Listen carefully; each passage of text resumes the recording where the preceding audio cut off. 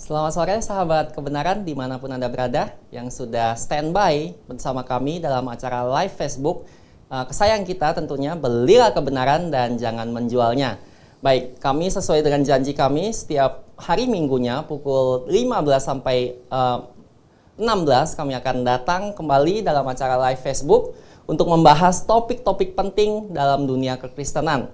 Nah, baik untuk episode kali ini dan tidak terasa yaitu sudah mencapai episode ke-37. Topik yang kami angkat yaitu apakah COVID-19 merupakan tanda akhir zaman. Nah, seperti biasa apabila Anda mempunyai pertanyaan, silakan langsung saja ketik di kolom komentar atau apabila Anda ingin langsung berinteraksi bersama kami di sini, bertanya, langsung saja dapat menghubungi kami di nomor WA call kami di 0811 9222 313 atau di 0811 9222 313. Baik, telah hadir di studio 1 bersama kita yaitu narasumber kita yaitu Dr. Andrew Liao. Selamat sore, Dokter. Selamat sore. Baik, bagaimana Dok kabarnya? Sehat-sehat ya? Puji Tuhan. Amin. Baik, tanpa panjang lebar lagi kita langsung saja. Saya akan mempersilakan Dr. Andrew untuk menyampaikan materi terkait dengan topik yang telah kita pilih pada sore hari ini. Silakan Dokter. Ya, terima kasih Bung Evan dan juga para sahabat kebenaran sekalian. Dimanapun Anda berada, apabila Anda di Jakarta, maka kemungkinan besar Anda di rumah ya. Karena Anda tahu bahwa ya sekarang lagi ada pandemi dan yang lagi hot dibicarakan ramai di mana-mana adalah mengenai coronavirus disease 2019. Betul. Dan ya dimanapun Anda berada, Anda bisa menikmati siaran langsung ini. Dan mungkin banyak orang yang juga sedang merayakan yang katanya Paskah, padahal sebenarnya ini bukan Paskah ya. Paskah itu sudah lewat, itu adalah hari raya orang Yahudi yang sudah lewat beberapa hari yang lalu. Dan yang kita rayakan pada hari ini adalah hari kebangkitan Tuhan Yesus. Ya, Resurrection Sunday. Kita percaya bahwa Tuhan Yesus bangkit pada hari pertama minggu itu. Ya. Yaitu adalah hari Minggu, itu sudah hari Sabat. Dan 3 hari, 3 malam sebelumnya, Yesus disalibkan, Yesus mati, dan itu terjadi pada hari Rabu. Nah, kalau Anda masih belum tahu kenapa, Anda boleh bertanya. Mungkin di lain kesempatan akan kita jelaskan lebih lengkap lagi. Tetapi hari ini kita mau berbicara mengenai satu topik yang bagi banyak orang sangat menarik sekali, yaitu mengenai tanda akhir zaman. Dan orang-orang banyak sekali yang berkata bahwa lihatlah ini adanya pandemi COVID-19 merupakan tanda bahwa akhir zaman sudah dekat, bahwa kedatangan Tuhan Yesus sudah hampir, bahwa inilah tandanya kedatangan Tuhan Yesus. Pertanyaannya benar atau tidak? Ya. Jawabannya ya dan tidak. Apa maksudnya jawabannya ya dan tidak? Ya. Jadi begini, sejak zaman bahla sudah ada banyak kelompok yang sesat dan menggunakan macam-macam peristiwa, fenomena, bencana dan lain sebagainya sebagai tanda kedatangan Tuhan Yesus. Lalu mereka menubuatkan. Mereka ada ya yang menetapkan tanggal tertentu. Ya, betul. Ya, katanya dikasih malaikat lah, katanya dapat dari mimpi lah, katanya Tuhan berbicara langsung sama dia lah, dan lain sebagainya. Lalu membuat suatu prediksi. Ya. Lalu berkata bahwa ini adalah kedatangan Tuhan. Tetapi tanpa terkecuali, semua kelompok tersebut, semua prediksi mengenai kedatangan Tuhan Yesus telah berlalu dan tidak terjadi. Ya. Mengapa demikian? Coba Bung Evan bacakan satu ayat. Baik. Di dalam 1 Tesalonika pasal 5, ayat yang kedua. Ayat kedua saja ya Pak ya? Ayat 2 saja. Baik, 1 Tesalonika pasal 5 ayat kedua demikian firman Tuhan. Karena kamu sendiri tahu benar-benar bahwa hari Tuhan datang seperti pencuri pada malam. Kemudian mungkin boleh juga dibacakan di Matius pasal 24, Matius pasal 24 ayat yang ketiga. ayat ketiga. Ya. Baik, demikian firman Tuhan. Matius 24 ayat yang ketiga. Ketika Yesus duduk di atas bukit Zaitun, datanglah murid-muridnya kepadanya untuk bercakap-cakap sendirian dengan dia. Kata mereka, katakanlah kepada kami, bila manakah itu akan terjadi, dan apakah tanda kedatanganmu dan tanda kesudahan dunia? Ya, jadi apa yang tadi dibacakan di 1 Tesalonika pasal 5 ayat 2, Ya. itu adalah bahwa kedatangan Tuhan Yesus akan datang seperti pencuri. Itu artinya dia akan terjadi tanpa bisa diprediksi oleh manusia. Tuhan memang sengaja merahasiakannya. Bahkan ketika murid-muridnya bertanya, kapan? Ya, di Kisah Para Rasul pasal 1, sebelum Tuhan Yesus naik ke surga, murid-muridnya masih tanya lagi. Ya, kapan Tuhan Yesus akan memulihkan kerajaan Daud? Tetapi Tuhan Yesus berkata, itu adalah untuk Bapa. Ya, Bapalah yang tahu, yang menetapkan waktu dan masanya. Kita tidak perlu tahu. Oleh sebab itu tidak ada gunanya kita memprediksi kapan tanggalnya ya, Tuhan Yesus akan datang, karena hari Tuhan itu akan datang seperti pencuri. Jadi seiring dengan banyaknya tanda-tanda yang lain, COVID-19 ini tidak dapat dijadikan patokan bahwa inilah saatnya Tuhan Yesus akan segera datang. Ya, bisa jadi, but who knows? Kita tidak tahu, karena hari Tuhan akan datang seperti pencuri. Tetapi di Matius pasal 24 ayat 3 tadi, murid-muridnya bertanya kepada Tuhan Yesus, apakah tanda kedatanganmu dan apakah tanda kesudahan dunia? Lalu kemudian Tuhan Yesus memakai hampir satu pasal untuk memberikan jawaban yang komprehensif. Tentu saja jawabannya ini panjang, lebar, tinggi, dan dalam. Tetapi Tuhan sengaja menjawabnya dengan cara sedemikian sehingga hanya dapat dipahami oleh orang yang mempelajarinya dengan sungguh-sungguh. Tetapi orang yang hanya sekedar lewat saja, maka dia akan membacanya kemudian mengambilnya keluar dari konteks mungkin, lalu tidak mendapatkan esensi dari penjelasan Tuhan Yesus. Ya. Jadi pertama-tama kita akan lihat di sini ada beberapa tanda-tanda fisik yang Tuhan berikan untuk memberikan petunjuk kepada murid-muridnya kapan kira-kira, bukan persis, kira-kira kedatangannya yang kedua kali. Baik. Ada beberapa, misalnya di ayat yang ini ke-6, ayat yang ke-7. Ya. Saya bacakan boleh? Ya, enggak usah ini. Tidak perlu ya. Ada perang katanya. Betul. Ya. Kemudian ada kelaparan. Ya. Kemudian ada gempa bumi. Ya kan? Bangsa akan bangkit. Iya. Bangsa, ya. Intinya itu perang ya. Ada perang, ada kelaparan. Lalu kalau kita baca di dalam Lukas pasal 21 ayat 11, ini tidak usah dibaca juga, tetapi kalau Anda di rumah Anda boleh lihat di situ. Ada juga ditambahkan, Tuhan Yesus menambahkan satu, ada yang katanya penyakit sampar. Nah, kalau dalam bahasa Inggris, dalam King James Version itu namanya adalah pestilence. Ya, dalam bahasa Yunani-nya adalah loimos, dan artinya adalah pestilence, pest atau plague. Ya, penyakit. Wabah ya. Wabah gitu. Apakah ini mengacu kepada COVID-19?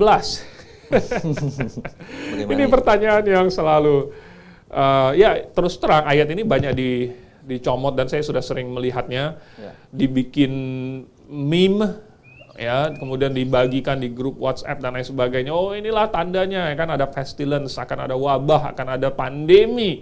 Sudah dinubuatkan di dalam Alkitab, inilah kegenapan dari nubuatan itu. Tetapi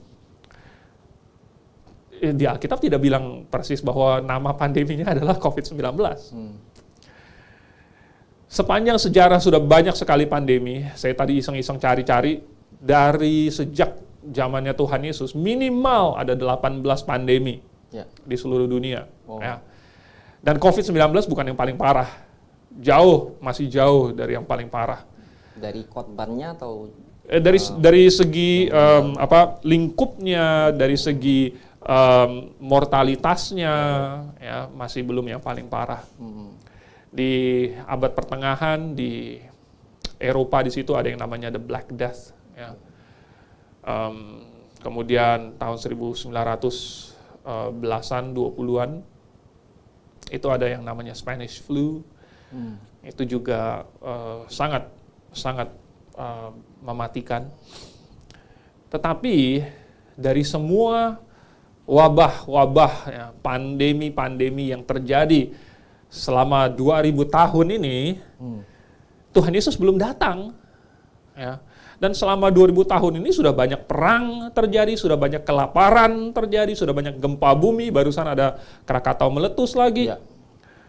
Jadi banyak hal, maksudnya tanda-tanda yang Tuhan Yesus sebutkan ini sudah terjadi sejak ribuan tahun yang lalu, tetapi Tuhan Yesus masih belum datang juga sampai hari ini. Betul. Jadi kita tidak memakai tanda-tanda fisik tersebut sebagai patokan. Nah, kalau ini sudah terjadi berarti Tuhan akan segera datang kira-kira begini-begini. Tidak. Ya. Itu hanyalah tanda-tanda yang mungkin intensitasnya akan semakin tinggi, semakin mendekat kedatangan Tuhan. Ya. Jadi perang akan semakin intens.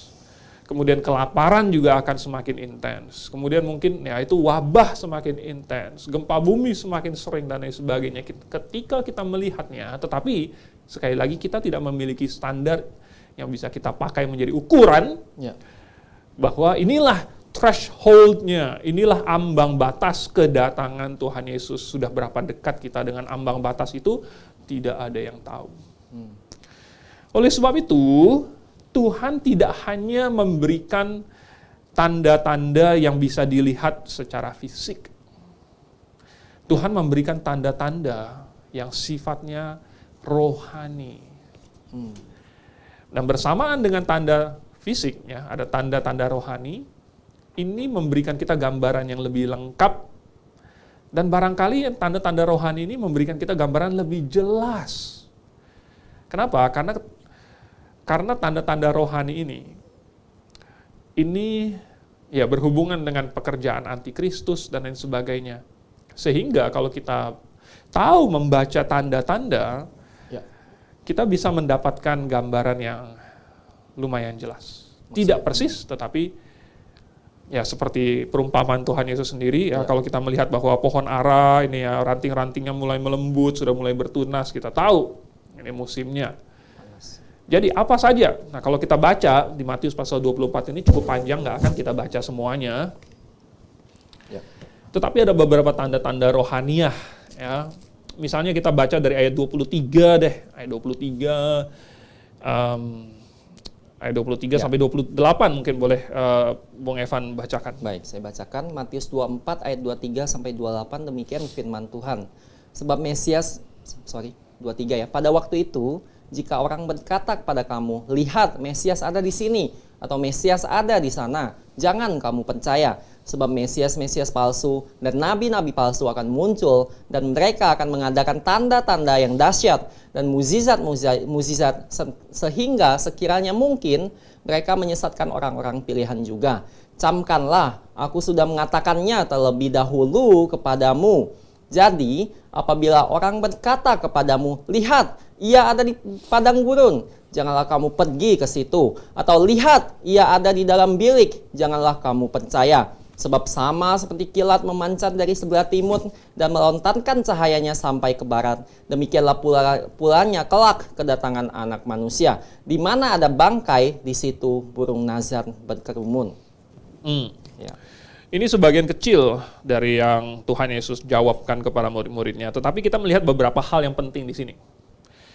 Tadi saya dengar Bung Evan baca ada katanya, ini ya, ada banyak yang murtad. Ya, mana tuh? Bukan, yang murtad itu ada di ayat 9. Ayat 9 ya. Jadi Tuhan Yesus bilang akan ada yang murtad. Apa itu definisi murtad? Murtad itu adalah orang yang tadinya percaya, lalu kemudian meninggalkan imannya itu. Ya. Nah ini kita baca juga di dalam 1 Timotius pasal 4 ayat 1, nggak usah dibaca sih. Baik. Tetapi indikasi dari akhir zaman adalah bahwa akan ada orang yang murtad. Nah, ini merupakan suatu tanda rohani yang sangat penting. Ya. Tetapi sayangnya ada kelompok tertentu yang tidak percaya orang bisa murtad. Ya. Bagi teologi tertentu, Allah sudah menentukan dari kekekalan Ya. segala sesuatu mengenai orang itu, apakah dia nantinya akan bertobat atau tidak, atau apakah orang tersebut akan percaya atau kelihatannya percaya, dan semua sudah ditentukan. Jadi kalaupun orang tersebut tanda kutip murtad, itu sudah Tuhan tetapkan juga. Jadi dia tidak benar-benar percaya lalu kemudian murtad, tetapi Tuhan sudah menetapkan dia percaya, Tuhan menetapkan dia murtad. Jadi intinya itu masih sesuai dengan rencana Allah. Tetapi yang Tuhan maksudkan di sini murtad adalah bahwa orang benar-benar percaya lalu kemudian dia meninggalkan kepercayaannya itu secara sukarela. Ya. Dan kita melihat bahwa apakah ini terjadi pada hari ini, dan kita melihat banyak orang yang meninggalkan imannya kepada Tuhan. Karena apa? Karena karir, karena wanita, atau karena pasangan, atau karena suami, dan lain sebagainya. Dan ini menyedihkan sekali. Tetapi inilah tanda dari akhir zaman. Ya. Kemudian katanya lagi ada banyak nabi palsu, ya, 24 Mesias palsu, nabi-nabi palsu. Lalu kemudian katanya mereka akan mengadakan tanda-tanda yang dahsyat untuk menyesatkan orang. Ya. Inilah pekerjaan dari iblis, pekerjaan dari antikristus, yaitu menyesatkan orang. Ya. Nah, sebenarnya yang lebih perlu disesatkan bukanlah orang yang sudah tersesat. Ya. Ya. Orang yang sudah tersesat dibiarin aja juga ya akan tetap tersesat. Tetapi mereka mau menyesatkan orang Kristen. Orang yang sudah tahu kebenaran, itulah yang diusahakan supaya tersesat. Nah, bagaimana caranya menyesatkan orang Kristen? Apakah pakai orang yang berjubah kuning dan mencukur rambutnya? Nggak bisa, susah. Ya. Apakah pakai agama lain menyesatkan orang Kristen? Bukan. Caranya menyesatkan orang Kristen adalah dengan memakai nama Yesus. Ya. Ya. Menggunakan guru-guru Kristen, menggunakan nabi-nabi yang palsu tentunya. Lalu, bagaimana nabi-nabi tersebut bisa menyesatkan manusia, orang Kristen? Yaitu apabila mereka mengadakan tanda dan mujizat. Maka, orang Kristen yang bodoh akan mengikuti tanda dan mujizat tersebut, akan percaya kepada tanda dan mujizat tersebut, padahal tanda dan mujizat tersebut adalah palsu. Artinya bukan dari Tuhan. Ya. Nah, perhatikan bahwa ini merupakan tanda yang Tuhan Yesus secara khusus kasih peringatan. Ini loh tandanya kedatangan Tuhan Yesus. Ini loh yang akan dilakukan oleh antikristus, oleh iblis, yaitu pakai Mesias palsu, pakai nabi palsu, dan mereka akan bikin tanda, dan mereka akan bikin mujizat. Ya, mereka akan bilang Mesias, lihat Mesias ada di sini, ya, lihat Mesias ada di sana, dan itu yang kita dengar hari ini. Begitu banyak tanda kutip pendeta yang mengaku melihat Tuhan Yesus, ya, yang katanya punya pengalaman. Betul sekali. Lalu bilang Yesus ketemu dengan dia, atau dia ketemu dengan Tuhan Yesus, atau Tuhan Yesus membawa dia naik ke surga, atau dia melihat Tuhan Yesus ke surga dan lain sebagainya. Ada yang ke neraka juga. Betul. Tetapi apa kata Alkitab? Apa kata Tuhan Yesus sendiri? Tuhan Yesus bilang, jangan kamu percaya. Ya, jangan percaya. Jadi kalau ada orang ngaku-ngaku, dia lihat Tuhan Yesus, dia ketemu dengan Tuhan Yesus, lihat Mesias ada di sini atau Mesias ada di sana, jangan kamu percaya. Ya. Dan ada kategori-kategorinya, maksudnya begini, kalau dia bilang, oh Tuhan Yesus ada di luar ruangan, jangan kamu pergi ke situ, di padang gurun. Ada di dalam bilik, di dalam ruangan, jangan kamu coba-coba mau cari. Ya. Oh Tuhan Yesus ada di bercak air di dinding, jangan percaya. Oh, Tuhan Yesus wajahnya ada di awan-awan gitu, kelihatan seperti awannya terbentuk kayak muka Tuhan Yesus. Jangan kamu percaya. Oh, Tuhan Yesus ada di kalender. Ini sekarang kan ada banyak kalender ya, yang gambarnya muka Tuhan Yesus. Tetapi itu adalah visualisasi artis. Ya. Jangan kamu percaya. Tuhan Yesus sudah bilang, jangan kamu percaya. Ada yang ngaku-ngaku ketemu dengan Roh Kudus lagi di dalam mimpi. Ya, jangan kamu percaya. Ini saya bukan saya yang bilang, ini Tuhan Yesus yang bilang. Betul. Ya. Dan kalau misalnya orang menggunakan tanda-tanda ini, ya, pengalaman dia bersama dengan Tuhan Yesus kah, Roh Kudus kah, malaikat kah, ya, lalu menggunakan ini untuk mengajarkan sesuatu, apapun itu, ya, berarti dia telah menggunakan otoritas yang di luar Alkitab. Dia telah menggunakan pengalaman dia pribadi menjadi otoritas pengajarannya. Nah, saudara, otoritas ekstra biblikal tersebut sudah pasti bukan berasal dari Tuhan. Betul sekali. Ya, pasti bukan berasal dari Tuhan. Nah, kalau bukan berasal dari Tuhan, silakan Anda tafsirkan sendiri berasal dari mana. Lalu kemudian katanya juga, oh, akan mengadakan mujizat kan? Oh, mujizat. Bukankah banyak yang mengaku-ngaku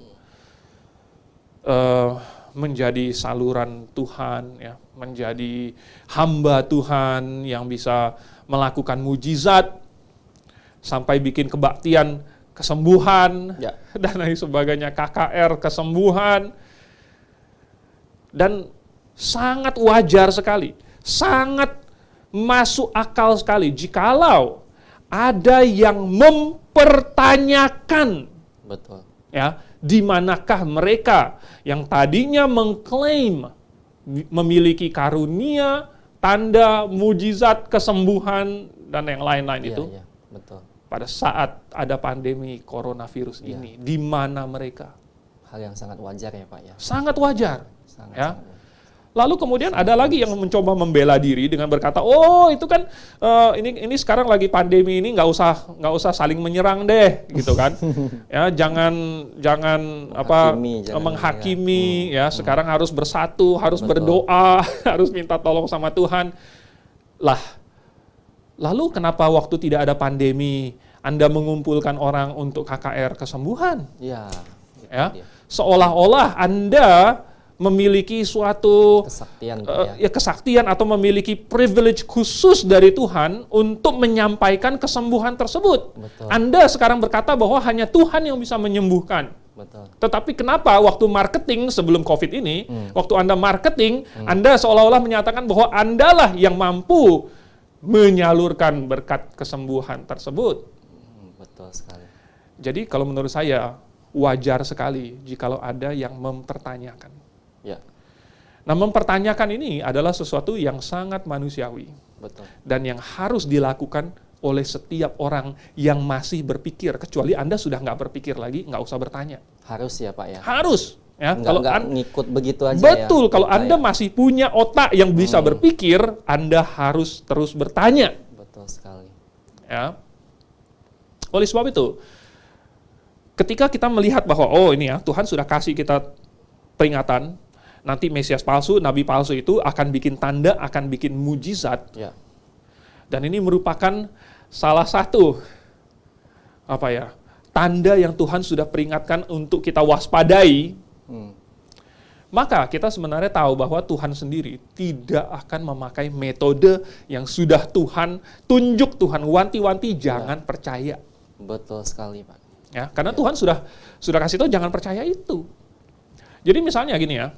Misalnya, saya pesan sama anak saya. Anak saya ini masih kecil. Ya, masih umur 9 tahun. Ya. Saya bilang, "Nak, Papa pergi sebentar. Kamu jaga rumah. Nanti jangan bukakan pintu bagi orang asing." Ya. Kalau orangnya bilang, "Ini Papa, ya. Ini Papa pulang lebih cepat." Jangan kamu bukakan pintunya. Ya. Ya. Kalau nanti orang asing itu bilang lagi, oh ini temennya papa, ya kan, ini temennya papa. Jangan kamu bukakan pintu. Mungkin atau tidak, nanti saya pulang, lalu saya ngetes anak saya, lalu saya bilang, bukain dong, ini teman papa nih. Ya. Gitu kan, padahal tadi saya sudah jelas-jelas kasih pesan, jangan bukakan kalau ada orang yang ngaku-ngaku teman papa. Nah, Tuhan sekarang sudah kasih jelas nih ya, jangan percaya sama Mesias palsu, jangan percaya sama nabi palsu. Apa tandanya? Mereka akan bikin tanda, akan bikin mujizat. Ya. Jadi kalau sekarang ada orang yang bikin tanda, bikin mujizat, sesungguhnya itu adalah tanda bukan dari Tuhan, tetapi tanda yang Tuhan kasih untuk tunjuk bahwa itu bukan dari Tuhan. Ya. Oke. Ini sebenarnya kita bisa bicara panjang dan lebar, tetapi intinya kita mau melihat bahwa ini merupakan tanda dari akhir zaman. Ya. Tanda dari akhir zaman, semakin mendekat.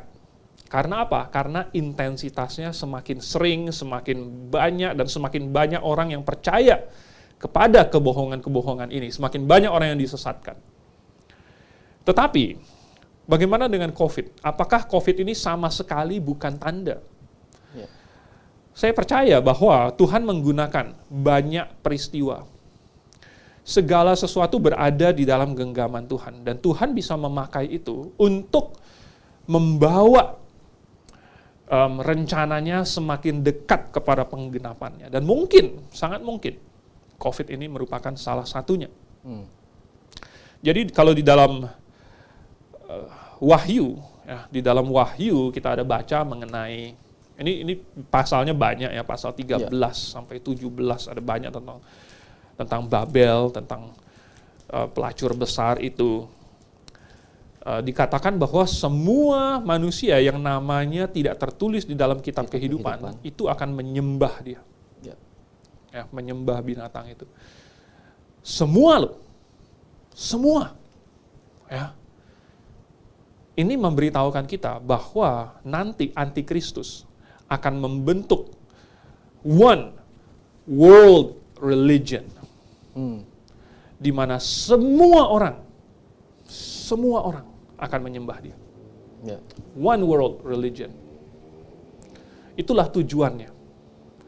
Sejak dari dulu, iblis telah berusaha untuk mengambil alih posisi Allah. Dia tidak mau manusia menyembah Allah yang benar.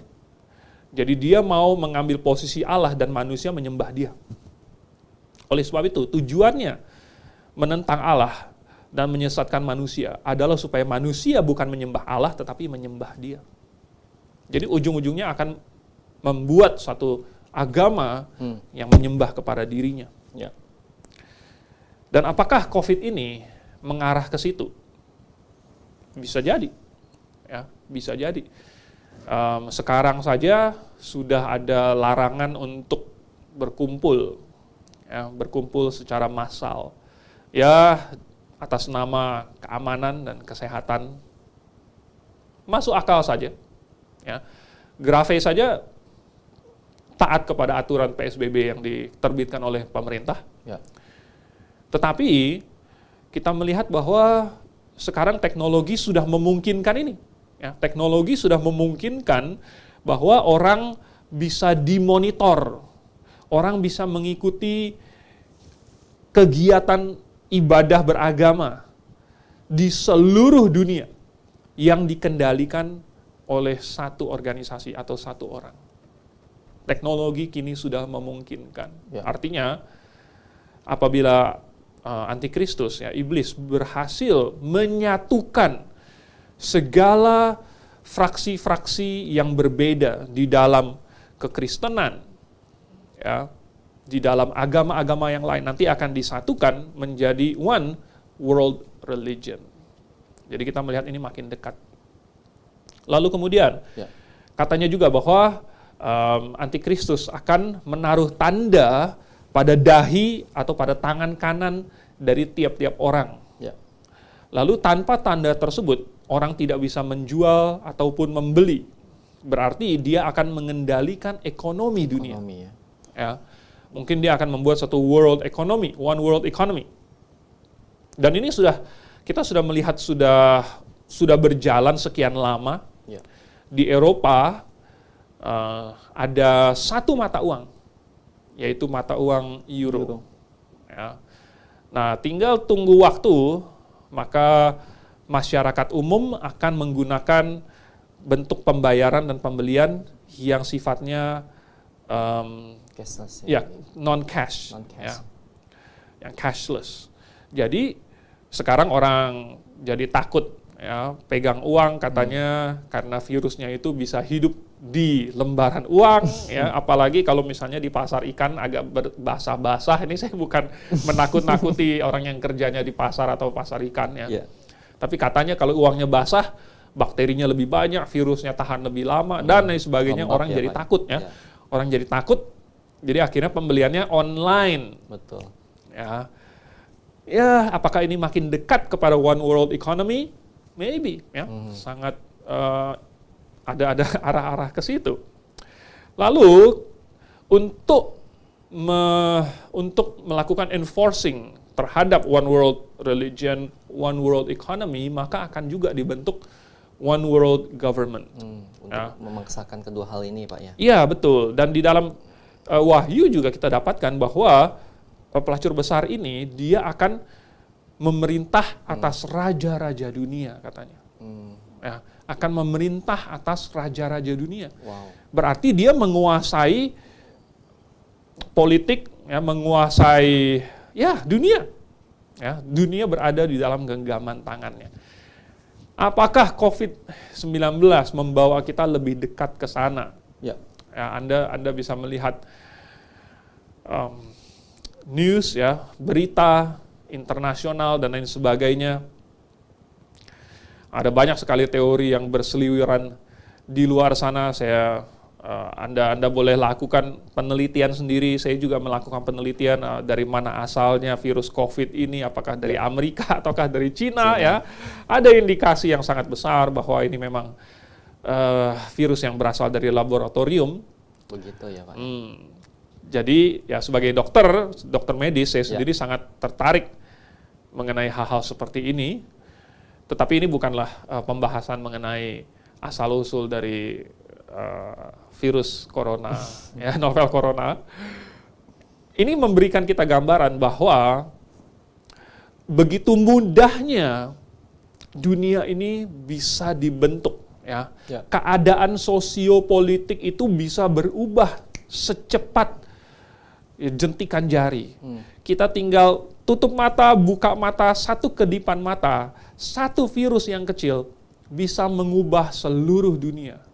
Ya, bayangkan, satu negara bisa di shutdown. Betul. Hanya karena sakit corona. Dan itu pun masih belum sebagian besar sakit. Dan itu pun baru sekian persen yang meninggal. Sudah bisa men-shutdown negara-negara. Ya, begitu mudahnya, kalau misalnya Tuhan mengizinkan, maka negara-negara bisa runtuh. Ya, pemerintah bisa kolaps. Dan lain sebagainya. Dan bisa dibangun kembali. Dan dibangun kembali berada di dalam genggaman si Antikristus. Ya. Jadi apakah COVID-19 ini menandakan bahwa kedatangan Tuhan sudah semakin dekat? Kita tentu melihat banyak tanda spiritual. Ya, yang mungkin nggak ada hubungannya dengan COVID-19. Ya, seperti apa, Pak? Ya, yang tadi itu ada banyak penyesatan, ada banyak nabi palsu dan lain sebagainya. Itu merupakan indikator yang sangat membuka mata. Ya. Tetapi kita melihat bahwa COVID-19 ini barangkali memberikan kita semacam jendela untuk melihat, skenario one world economy itu bisa jadi karena begini. Ya.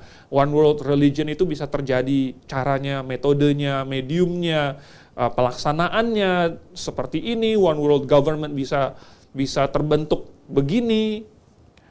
Jadi sesungguhnya Tuhan sedang memberitahukan kita bahwa kedatangannya tidak lama lagi. Ya, tidak lama lagi. Oleh sebab itu dia ingin kita waspada. Bukan melihat kepada satu tanda, lalu kemudian mengatakan, kedatangan Tuhan sudah akan dekat. Tetapi kita melihat secara keseluruhan Ya. bahwa hal-hal ini menambah kewaspadaan kita. Betul. Dan memberikan kita suatu urgency bahwa kedatangan Tuhan bisa datang kapan saja. Could be today, could be tomorrow. Yang jelas, kita harus siap kalau hari Tuhan benar-benar datang hari ini. Apakah Anda sudah siap? Ya. Baik. Oke, saya kira pembahasan Baik sekali. sampai di sini. Kalau misalnya Anda ada pertanyaan, silahkan bertanya dan kita akan menjawabnya. Baik. Oke. Baik, sahabat kebenaran, tadi sudah kita dengarkan pemaparan dari Dr. Andrew Liao, dan beliau juga sudah menyampaikan apa yang ingin saya sampaikan juga, yaitu apabila Anda mempunyai pertanyaan, langsung saja ketik di kolom komentar, atau apabila Anda ingin berinteraksi langsung dengan kami, silakan langsung menghubungi di WA call kami di 0811 9222 313. 08119222 313, atau Anda ingin ketik di sana di WA call juga silakan saja begitu. Baik, sebelum kita menjawab setiap pertanyaan yang sudah masuk, dokter ya, kita akan seperti biasa menyaksikan pesan-pesan yang berikut ini. Jangan kemana-mana.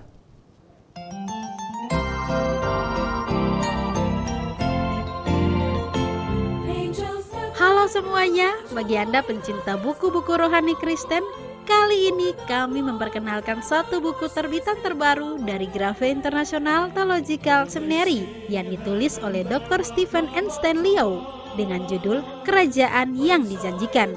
Nah, saya akan bocorkan sedikit isi dari buku ini ya. Penjelasannya seputaran janji kerajaan dalam Perjanjian Lama dan Perjanjian Baru. Kapan pengangkatan terjadi? Apa itu tribulasi? Penjelasan penghakiman sangkakala, penghakiman cawan, kembalinya Kristus ke bumi, dan penghakiman-penghakiman lainnya. Dan tentu masih banyak lagi penjelasan-penjelasan penting di dalam buku ini. Buku ini menyajikan kepada pembaca sekalian melalui pembahasan yang alkitabiah. Dengan pemaparan yang induktif, apa isi dari pengharapan umat Allah sepanjang zaman dari Perjanjian Lama hingga Perjanjian Baru. Bagi Anda yang tertarik dengan buku ini, harganya terjangkau loh.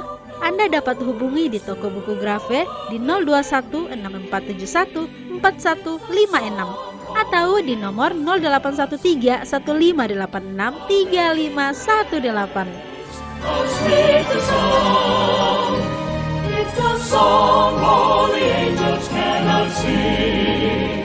I once was lost, Amazing grace, but now I'm found. Now I'm found.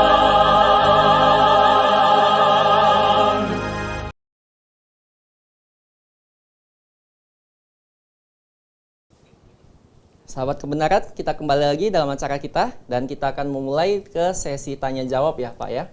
Baik, saya langsung saja bacakan untuk setiap pertanyaan yang sudah masuk ke dalam Facebook Live kami, begitu ya. Baik, pertanyaan pertama datang dari Bapak Yahweh Yesua Eli. Nah, beliau bertanya, benarkah Yesua atau Yesus datang bisa buktikan kapan dia datang, maksudnya begitu ya. Maksudnya, benarkah Yesua datang bisa buktikan kapan dia datang. Benarkah Yesua datang? Maksudnya ada tanda tanya lagi di situ mungkin. Bisakah Yesua datang? Bisakah buktikan kapan dia datang mungkin? Begitu ya. Baik, mungkin Atau sudah terjawab ya tadi ya. Apa begitu? Untuk waktu kedatangan Tuhan Yesus, begitu ya. Waktu kedatangan Tuhan Yesus. Sebenarnya sudah terjawab ya tadi Pak ya, bahwa Iya, memang sudah pasti datang. Tidak ada satupun yang mengetahuinya ya. Iya, Hanya Bapa sendiri begitu ya. iya betul. Jadi bukti, maksudnya benarkah Yesua datang? Maksudnya apakah Mesias sudah datang gitu? Saya belum mengerti pertanyaannya sih intinya. Begitu ya. Apakah Baik, mungkin Pak Yahweh Yesua Eli, silakan mengetik lagi kembali pertanyaannya, mungkin lebih jelas supaya kami dapat memahami ya, lebih kalau jelas gitu, begitu kita ya. tunggu sebentar, mungkin dia memberikan klarifikasi. Baik, betul sekali. Pertanyaan. Kalau begitu kita akan masuk Lanjut ke pertanyaan selanjutnya dari Bapak Karef Malpaung. Nah, di sini pertanyaan yang masuk dari WA call ini Pak, nomor WA call kita. Oh begitu. Baik, Shalom Bapak, bagaimana dengan banyak orang, khususnya orang yang beragama lain, saudara kita ya, yang beragama lain, yang menerima Tuhan Yesus melalui cara yang disebutkan didatangi dengan tanda lihat cahaya putih, atau dalam mimpi didatangi cahaya putih. menggunakan jubah putih. Nah, siapakah yang mendatanginya? Padahal mereka bukan agama Kristen begitu, Pak. Silakan, Pak. Ya, jadi memang ya ada beberapa kesaksian di mana orang macam-macam ketemu yang putih-putih ya. Putih-putih, Ada yang langsung mengidentifikasikan itu Yesus. Ya. Nah, untung nggak diidentifikasikan pocong putih-putih. Ya. Betul, Pak. Diidentifikasikan Yesus lah, terang dan lain sebagainya. Ada yang didatangin mimpi. Iya. Dalam mimpi, Ada yang mengalami mujizat, kesembuhan. Ya. Ada yang mengalami kecelakaan, katanya ditegur dan lain sebagainya, mengalami musibah dan lain sebagainya. Pokoknya macam-macam dah. Ada yang near death experience. Near juga, death, ya sering makanya banget. yang kecelakaan atau apa gitu ya. Betul, yang hampir. Lalu katanya Meninggal. inilah yang membawa dia, yang meyakinkan dia bahwa Yesus, harus percaya Yesus gitu. Tuhannya orang Kristen lah yang benar begitu, Pak ya. Ya. Ya, Ini bagaimana begitu, Pak? hati-hati, ini sangat berbahaya. Ya. Contohnya tadi yang ditanyakan secara spesifik aja, yang putih-putih ya, apa jubah atau tadi? Jubah cahaya. Jubah cahaya, oh ya pokoknya putih-putih ya. Nah ini siapa ini? Memangnya kita kenal, Ya, ya. Tahu dari mana itu adalah Yesus, betul. ya. Karena setahu kita di dalam Matius pasal 24 tadi ayat 23 24 Tuhan Yesus sudah bilang akan ada Mesias palsu. Ya. Ya. Jadi Anda atau kita tahu dari mana yang putih-putih itu siapa? Ya. Kalau dia ngaku-ngaku Mesias, Tuhan Yesus sudah bilang jangan kamu percaya. Ya. Mungkin bisa saja malaikat, Pak, tidak harus spesifik Tuhan Yesus begitu. Oke. Kan banyak Ya. kesaksian yang Oke. Jadi katanya mungkin malaikat, Ya. ya. Malaikat yang menampakkan diri. Oke. Termasuk kategori yang lain itu kesembuhan, mujizat dan lain sebagainya. Ya. Ini sekali lagi masih berbahaya sekali. Karena tanda itu merupakan suatu tanda, ya, kedatangan atau lawatan malaikat, ya, mujizat dan lain sebagainya itu merupakan tanda. Tetapi tandanya berasal dari mana? Apakah kita tahu itu tanda berasal dari Allah? Apakah mujizatnya kita tahu berasal dari Allah? Ya. Kita tahu Allah masih bisa melakukan mujizat, tetapi apakah Allah akan melakukan suatu mujizat yang akan membuat orang salah paham, jangan-jangan itu, wah ini bisa juga dilakukan oleh antikristus, oleh iblis. Betul. Ya. Oleh sebab itu begini. Yang kita tahu pasti menyelamatkan, Ya. itu hanya di dalam Alkitab. Ya. Karena apa? Karena otoritas yang absolut hanya ada di dalam Alkitab. Ya. Orang yang mau melihat otoritas lain dan mengambil otoritas lain atau mengangkat otoritas lain menjadi otoritas yang setingkat dengan Alkitab, itu sudah menjadikan otoritas lain menjadi otoritas yang absolut. Karena Alkitab adalah otoritas yang absolut. Ya.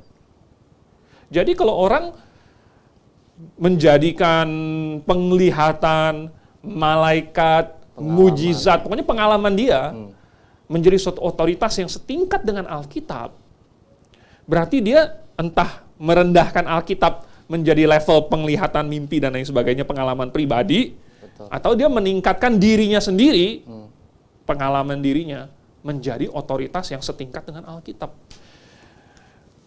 Dan itu adalah kesesatan. Saya tidak ragu-ragu menyebutnya sebagai kesesatan. Ya. Karena Alkitab memang menyebutnya demikian.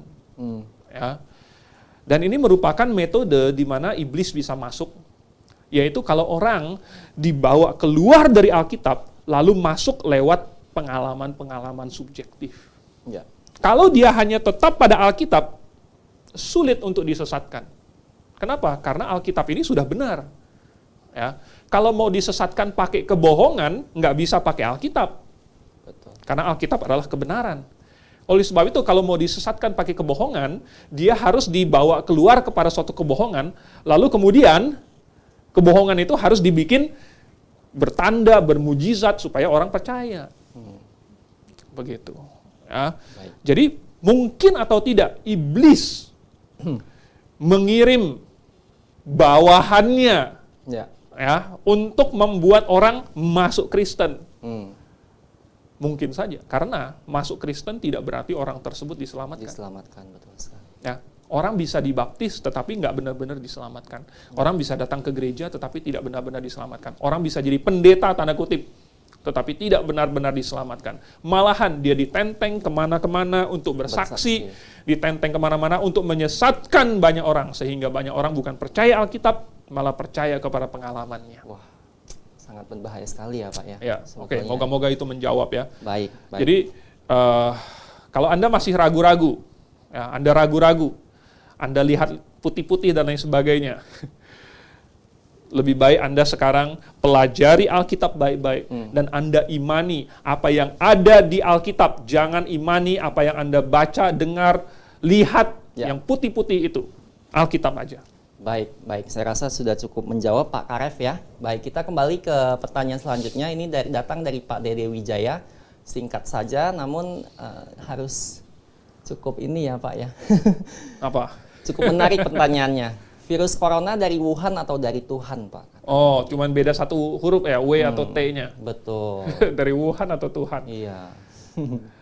Begini, kalau kita mau melihat secara umum tidak ada apapun yang terjadi secara kebetulan. Maksudnya Tuhan mengizinkan ini terjadi. Ya. Ya, Tuhan mengizinkan ini terjadi. Dan apakah berasal dari Wuhan atau tidak? Ada satu video dokumenter yang bagus sekali.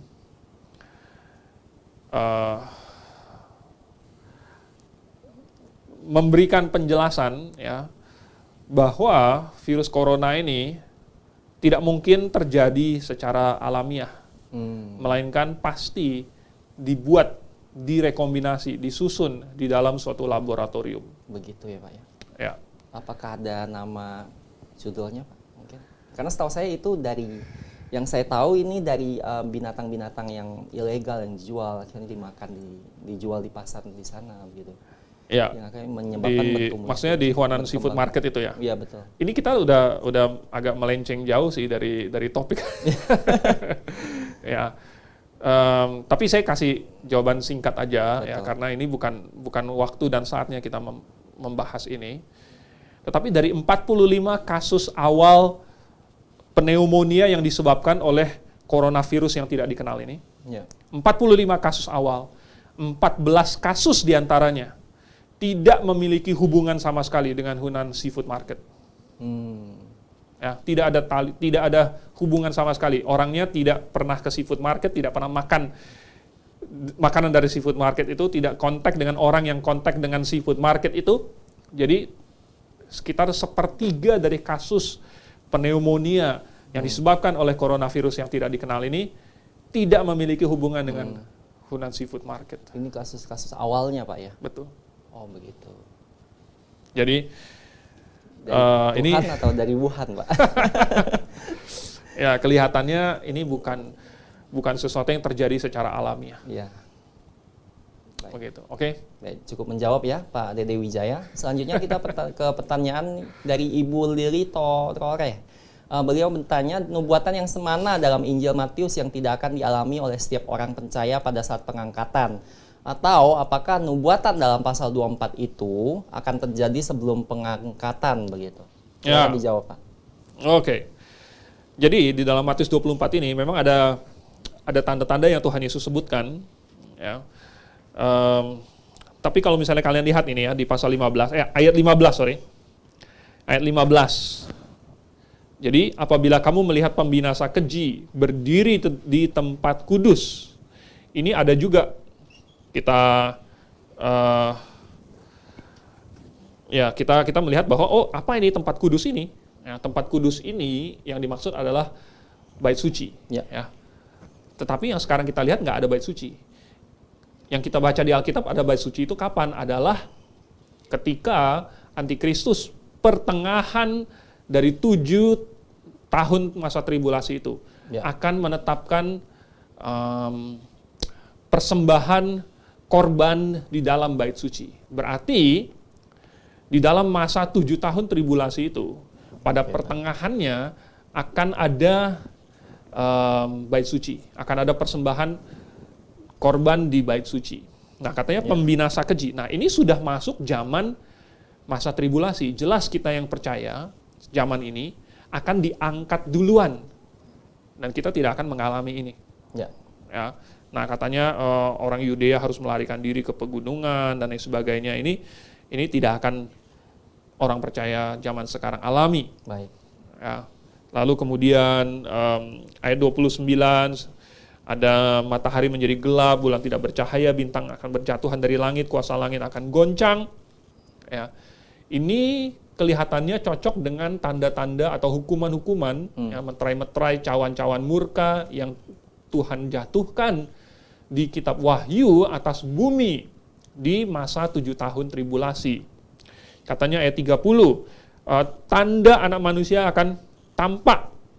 Semua bangsa di bumi akan meratap. Mereka akan melihat anak manusia itu datang di awan-awan. Baik. Nah, ini bukan bertentangan. Ini kelihatannya bukan yang dikatakan di dalam 1 Tesalonika pasal 4 ayat 13 sampai 18, di 1 Korintus pasal 15, di mana katanya kita akan diubah dalam sekejap mata. Kemudian kita akan menyongsong Tuhan di angkasa. Orang-orang yang mati lebih dulu di dalam Tuhan akan bangkit. Ya, kita akan menyongsong mereka di angkasa. Kelihatannya itu tidak akan dilihat oleh semua orang. Ya, jadi peristiwa rapture tidak terlihat oleh seluruh dunia, tetapi peristiwa kedatangan Tuhan yang kedua kali akan dilihat oleh seluruh dunia. Jadi kelihatannya yang ayat 30 ya, ini terjadi bukan rapture, tetapi merupakan kedatangan Tuhan yang kedua, dan kita sudah bersama-sama dengan Tuhan pada waktu itu. Ayat 31, ia akan menyuruh keluar malaikat-malaikatnya dengan meniup sangkakala yang dahsyat bunyinya, dan mereka akan mengumpulkan orang-orang pilihannya dari keempat penjuru bumi, orang dari ujung langit, dan ya, ini merupakan tanda-tanda dari apa yang akan terjadi nanti. Ya. Oke? Baik, saya rasa cukup menjawab Bu Lili ya. Baik, saya akan bacakan pertanyaan selanjutnya. Namun apabila Bapak ingin silakan. Terima kasih. Sambil saya membacakan pertanyaan selanjutnya. Luar biasa. Ini datang dari Pak Karef ya. Tadi beliau bilang dia ingin bertanya lagi bagaimana dengan orang non-Kristen lain tersebut bisa terima Tuhan Yesus, bahkan menjadi orang Kristen yang menjadi alatnya yang hebat begitu, Pak. Oke. Ya. Jadi ini pertanyaan yang mana ya? Oh, yang putih-putih itu ya. Betul sekali, Pak. Katanya bagaimana orang Muslim bisa terima Tuhan Yesus. Betul. Jadi begini. Kalau iman tersebut ditujukan kepada objek yang salah, maka iman tersebut adalah iman yang salah. Misalnya begini, saya percaya kepada juru selamat, tetapi saya percaya bahwa smartphone ini, HP ini adalah juru selamat. Ya. Maka saya selamat atau tidak? Jelas tidak. Kenapa? Karena objek dari iman saya kepada sang juru selamat salah. Jadi kalau dia pikir yang putih-putih itu adalah juru selamat, salah. Kalau dia pikir Yesus itu adalah Yesus yang akan muncul sana-sini, yang akan tampil di sana-sini, itu Mesias palsu, imannya salah. Kalau dia percaya bahwa Yesus adalah yang harus mempersembahkan dirinya berulang-ulang setiap kali misa, setiap kali ekaristi, itu juga sesat, salah juga objek imannya. Ya. Kalau dia percaya Yesusnya itu membawa orang naik turun ke surga, turun ke neraka, ya lalu salah juga imannya. Pokoknya kalau objek dari imannya tidak sesuai dengan apa yang dikatakan di dalam Alkitab, salah. Itu sesat. Enggak akan sampai kepada Tuhan Yesus yang asli. Ya. Itulah sebabnya iblis tidak merasa rugi untuk menampilkan putih, merah, pink, hijau, dan lain sebagainya. Karena kalau orang percaya kepada itu, nggak selamat. Walaupun itu mau dikasih label Yesus, putihnya itu namanya Yesus, terangnya itu namanya Yesus. Itu kan cuma suatu sebutan.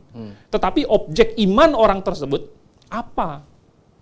Kalau bukan sesuai dengan yang di dalam Alkitab, bukan Yesus yang di dalam Alkitab, itu bukan Yesus yang sejati, itu salah. Maka imannya salah. Begitu. Ya. Baik. Saya rasa cukup menjawab Pak Karef ya. Baik, selanjutnya kita ke pertanyaan dari Pak Tantio Prasetya, maaf.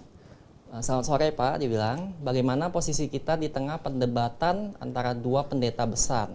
Maksudnya posisi kita sebagai baptis begitu ya. Apakah kita memihak yang benar atau kita diam saja tidak memihak salah satu sambil tetap menginjili yang haus kebenaran begitu? Yang viral, perdebatan yang manakah ini yang dimaksud? Karena tidak ada referensinya ya. Enggak. Jadi sulit juga nih saya menjawab. Nanti kalau saya jawab nanti ternyata bukan itu yang dimaksud. Baik, mungkin Begitu. Pak Tantio bisa konfirmasi langsung mungkin namanya Pak ya, tapi kita tidak bacakan begitu ya. Atau Maksudnya, topiknya gitu, topiknya. Topiknya betul, Ya, topiknya. perdebatannya topiknya apa gitu kan, Ya, supaya betul. bisa dikomentarin. Baik, sambil menunggu Pak Ya. Tantio untuk mengetik pertanyaan untuk konfirmasinya, kita akan langsung ke pertanyaan selanjutnya apabila ada. Baik, tidak ada ya. Baik, saya ada pertanyaan nih Pak. Ya udah kalau gitu saya jawab secara singkat aja. Intinya kita tetap berpegang pada apa yang dikatakan Alkitab. Baik. Ya, mau pendeta besar ke, mau viral ke, apa ya, ada 2, 3 atau 4 yang sekaligus muncul untuk ngobrol sama-sama. Kita percaya Alkitab. Posisi kita adalah apa yang dikatakan oleh Alkitab. Ya. Dan Baik. kalau pendeta-pendeta yang muncul itu, yang berdebat, yang viral itu, nggak bisa setuju satu sama lain, lalu akhirnya kompromi, ya kita tidak kompromi. Kita berkata bahwa bagaimanapun apa yang dikatakan Alkitab bahwa ya Tuhan nggak, ya bahwa ini dia kita mengecam individu-individu yang mengatasnamakan Tuhan lalu kemudian mengadakan tanda dan mujizat. Itu jelas sekali, ini sudah dikatakan di dalam Alkitab. Ya. Kita memberikan keterangan dari Alkitab yang tidak ambigu bahwa praktek-praktek tersebut itu tidak sesuai dengan pengajaran Alkitab. Tidak ada kompromi. Begitu Pak ya. Tetapi kita tidak berusaha menyinggung siapapun. Secara pribadi kita tetap bisa berteman. Ya. Tetapi kalau mengenai pengajaran, kita sama sekali tidak ambigu. Begitu. Dan tidak berusaha untuk memusuhi siapapun. Apakah dengan mengatakan kebenaran kepadamu, maka aku telah menjadi musuhmu? Saya harap tidak demikian. Baik, betul sekali. Baik, sambil menunggu pertanyaan selanjutnya, saya akan bertanya pada Bapak ya.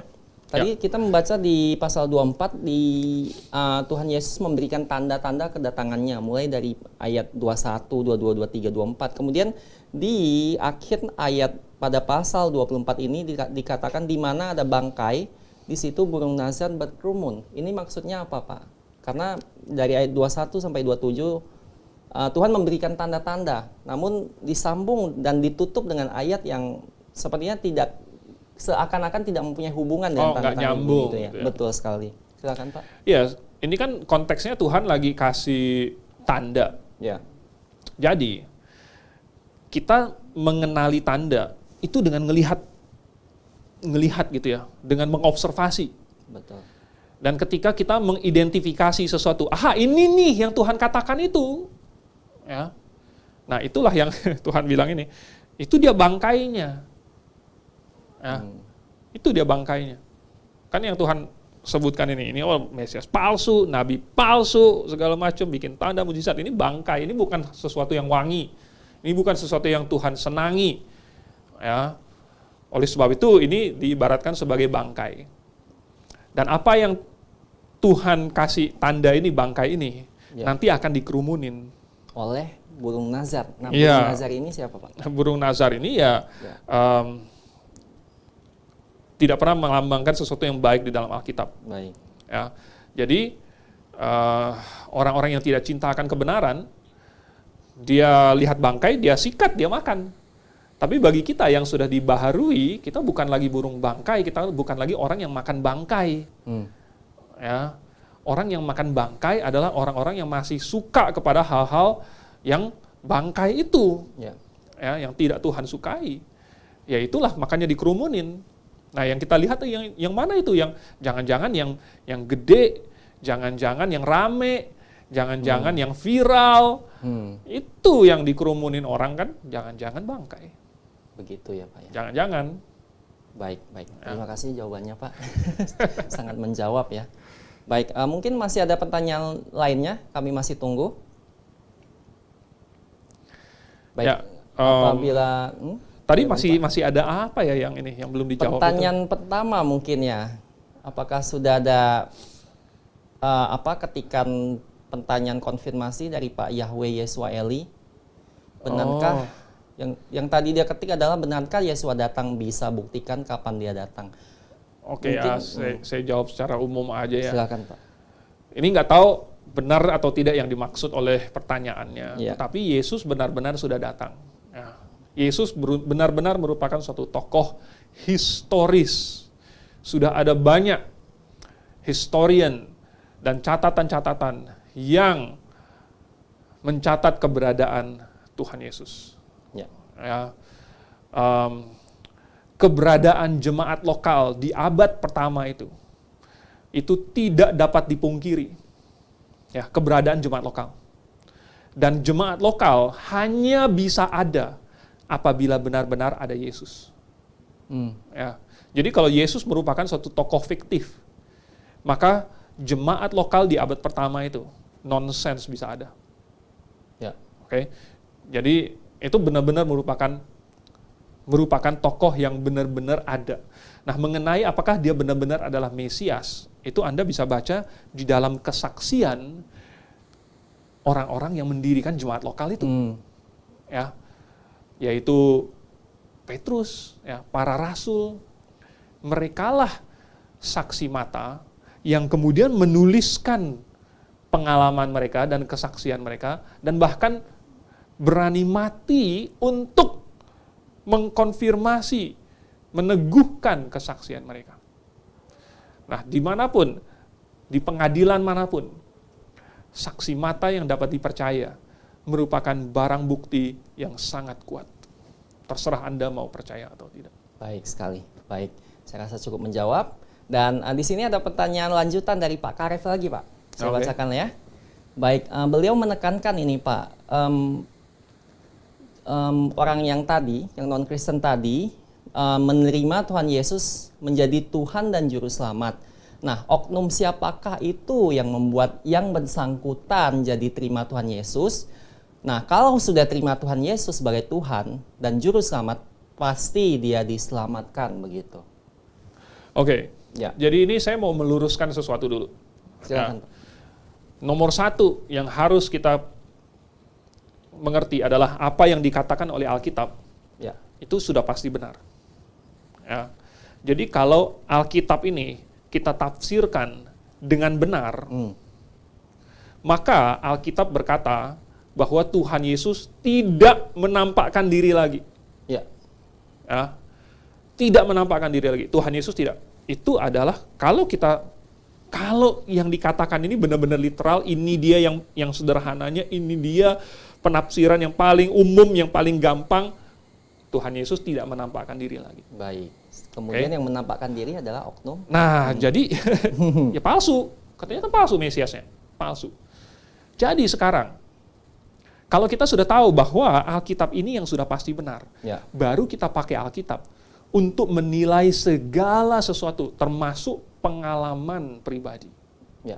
Pengalaman pribadi, jangan kita bilang dulu bahwa ini sudah pasti benar, pengalaman saya Ya. mengalaminya sendiri, pengalaman saya pasti benar. Tidak. Pengalaman kita itu diwarnai oleh prekonsepsi kita, diwarnai oleh input, ya, diwarnai oleh situasi dan kondisi, diwarnai oleh perasaan kita pada waktu itu. Tetapi makanya pengalaman kita bisa kita tafsirkan salah. Kita bisa menganggap pengalaman kita sebagai kebenaran. Padahal yang kebenaran itu adalah firman Tuhan. Baik. Jadi kalau misalnya ada orang bilang bahwa dia menerima Yesus sebagai juru selamatnya, tetapi pertanyaannya, Yesusnya Yesus yang mana? Begitu. apakah Yesus yang di Alkitab atau bukan. Baik. Kalau bukan, maka itu tidak menjadi juru selamat. Karena hanya satu juru selamat, yaitu Yesus yang di Alkitab, yang tidak nampakkan diri kepada orang itu. Baik. Saya rasa cukup jelas. Namun untuk lebih menjawab lagi begitu Pak ya, pertanyaan beliau yang terakhir tadi, apabila orang yang non-Kristen ini bertobat, didatangi oleh oknum yang dikatakanlah Yesus begitu ya, dan beliau sudah menerima oknum ini sebagai juru selamat begitu yang dikatakan Tuhan Yesus itu, dan dia pasti diselamatkan begitu. Apakah ini benar begitu Pak? Enggak. Seseorang pasti diselamatkan hanya apabila dia menerima Yesus, bukan oknum siapapun yang lain. Begitu ya. Jadi dia perlu menerima Yesus yang di Alkitab dulu.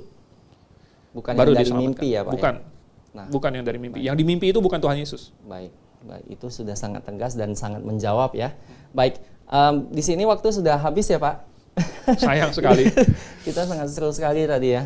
Sampai lupa waktu sudah lewat dan tentunya saya akan mempersilakan pada narasumber kita untuk menyampaikan closing statement. Silakan. Ya, jadi jangan Anda terpaku kepada COVID-19.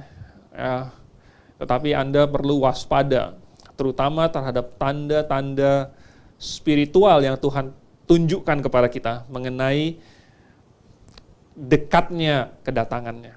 Ya. Yaitu Mesias palsu, nabi palsu, tanda-tanda, mujizat-mujizat. Ya, itu yang harus kita waspadai. Jangan sampai kita disesatkan oleh hal-hal tersebut, karena kedatangan Tuhan sudah dekat. Baik, kedatangan Tuhan sudah dekat. Waspadalah begitu Pak ya. Baik, akhir kata kami dari Studio 1 beserta semua kru yang bertugas maupun Dr. Andrew mengucapkan terima kasih atas kebersamaan sahabat kebenaran sekalian sepanjang 1 jam ini. Dan kami akan kembali tentunya di minggu depan dengan topik dan tentunya narasumber yang berbeda. Baik, akhir kata kami ucapkan Maranatha.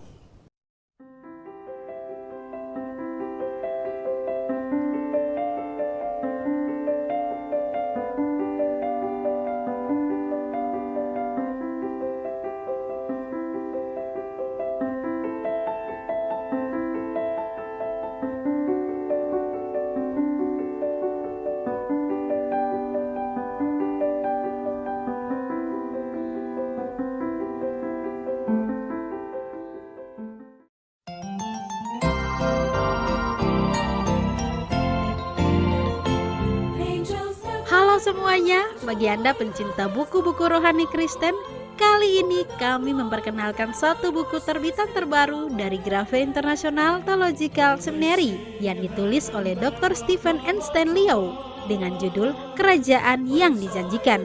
Nah, saya akan bocorkan sedikit isi dari buku ini ya.